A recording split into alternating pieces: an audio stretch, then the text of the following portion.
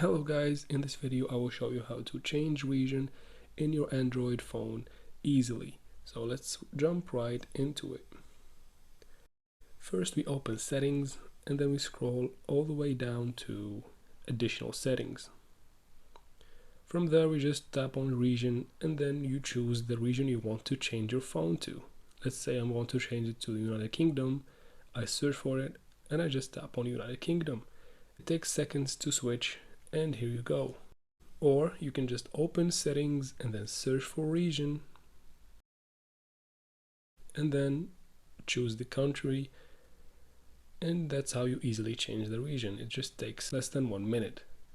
If this video was helpful, please like and comment down below. Don't forget to subscribe to this channel for future solutions to all of your tech problems. Thanks for watching.